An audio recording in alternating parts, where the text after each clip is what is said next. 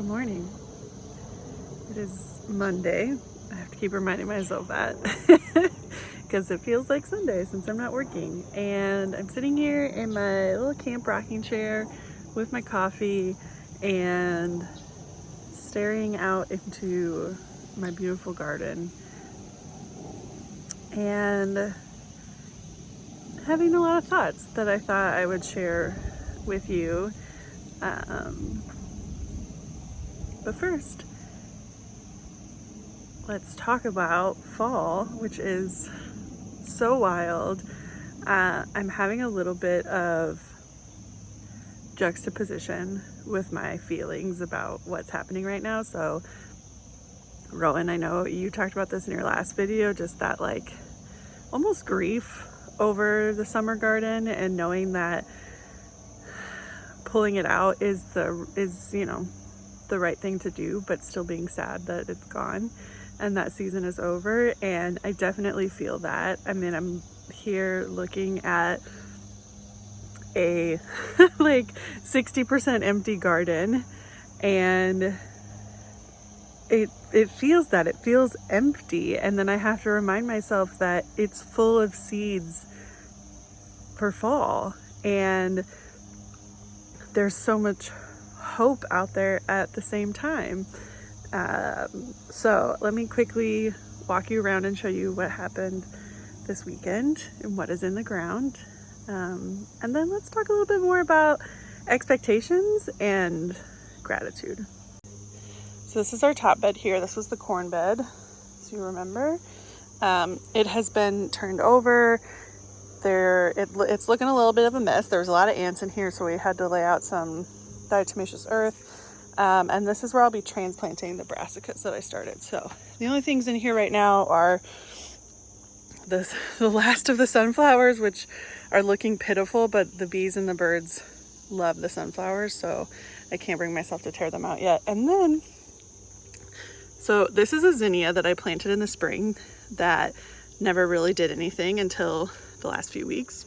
I don't know if you can see it. There's a purple basil there, and there's another basil over here. All of these seeds are seeds I planted in the spring that are just now coming up. So, seed's gonna seed. This is the first tomato bed. It still has all of the peppers in it, and some basil there, and then that cucumber. But in the ground we have 3 different kinds of peas. We've got sugar snap peas, blue potted peas, and I forget the name, but it's another potted pea. And then in front of those we have lettuces. So we've got like a pomegranate crunch lettuce with like a red lettuce. We've got some spinach, and then this is actually pak choi. And then I have another pea there, another purple pea planted there as well. So soon these trellises will be full of beautiful pea pods and lovely lettuce growing up. As I mentioned, pepper's still there. When we get, closer to these kind of dying off, I'll put things like radishes and beets, things that grow fast, in there. This is the okra bed. It's still going strong. In fact, I need to come out here and harvest later.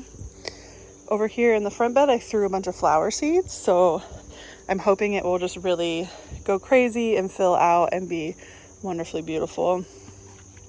And then the front tomato bed, still have the Kajari melon on the arch over there, and some of those are actually starting to ripen. And then down here we have planted to go grow up the trellis is beans. So these are Kentucky Wonder Beans on this side, and then oh crap, I forgot the name. The pink and purple stripy ones. I'll put the name on the screen, are over there. And then in front over here, we have carrots, and I just took 3 different kinds of carrots. I believe the Danvers 126, Black Nebula, and a red variety, and I just mixed the seeds together and sprinkled them all in there. So we'll have to thin that out when they come up. And then in front here, we have kohlrabi, which I'm hoping is successful this year.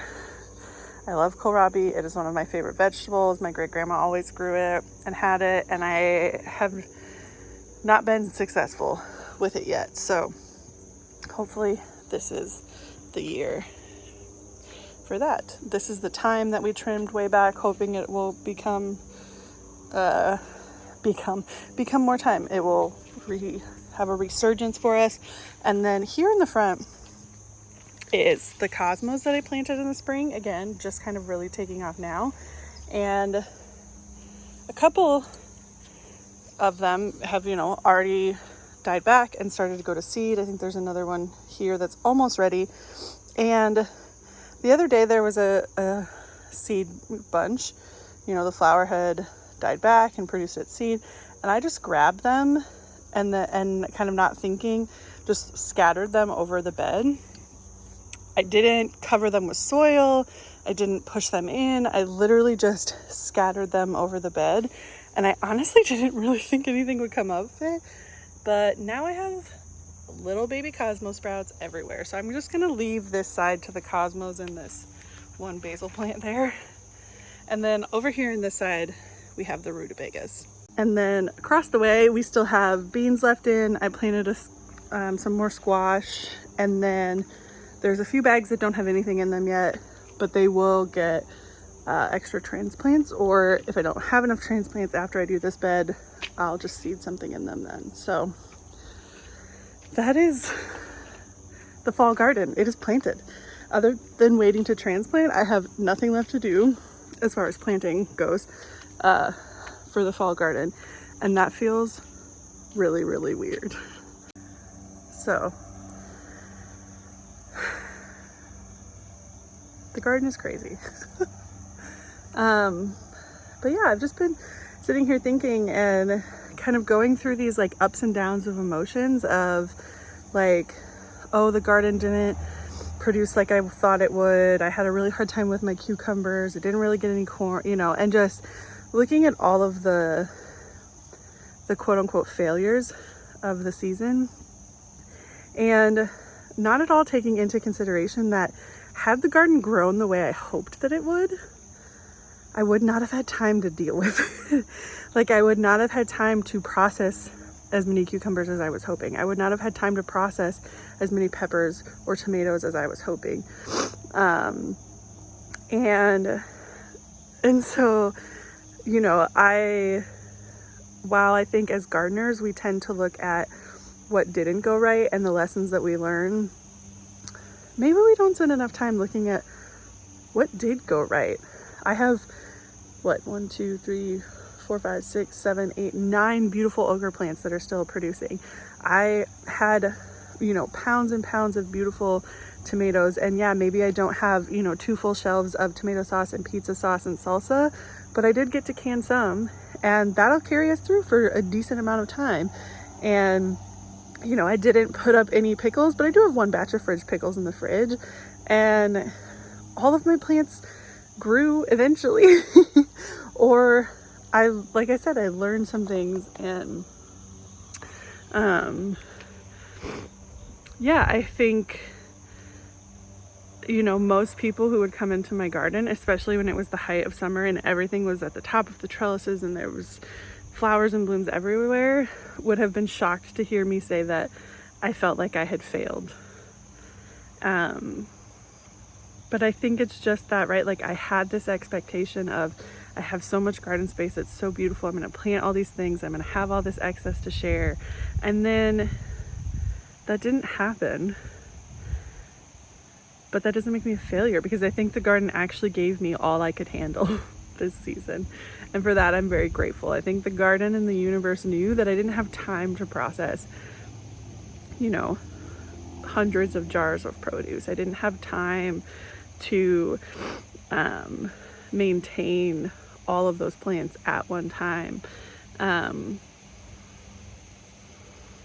so, yeah, I just think, it's funny that we have these expectations of what our garden is going to look like and how our season is going to go.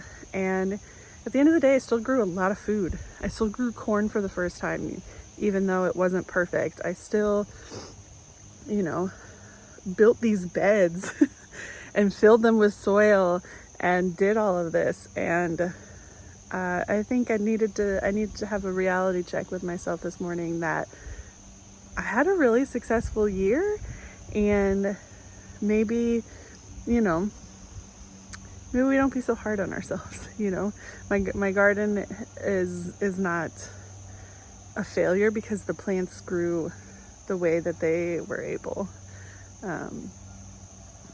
Someday I will have a much bigger garden space, and I will have so much extra to give away and bless people with. But this year I think we needed just enough to keep us in love with it. And in this moment, I have gratitude for that. I have gratitude for not being overwhelmed with more produce than I had time to deal with, or, you know, more pest pressure than I had time to deal with, or anything like that.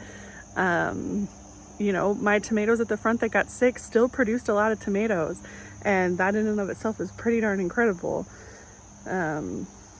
You know, plants are wild, and magical beings, and I don't think it's fair to them or to this garden to say that it was a failure, because I had higher expectations and hopes than maybe I should have.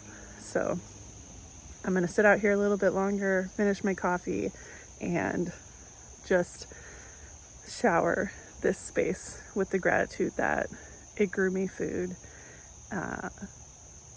and it's going to continue to grow me food through the fall. And whatever that looks like, however much that is, I am in extreme gratitude for all of that. And I think I'm going to try to go into the fall with a lot less expectations about how much I'm going to grow and what it's going to look like. And, you know, maybe spend less time on Instagram looking at all of the picture perfect farms that are out there and the harvest baskets that people have, because, you know, a little more reality, a little less curated beauty is what I'm aiming for this fall. Please leave your thoughts in the comments below about if this resonated with you, or how your season is going, or any kind of big lesson that you're taking away from the spring 2021 season, or that you've taken away from other seasons. Let's all kind of learn and share with each other. So I'm gonna finish my coffee, and I will talk to you later.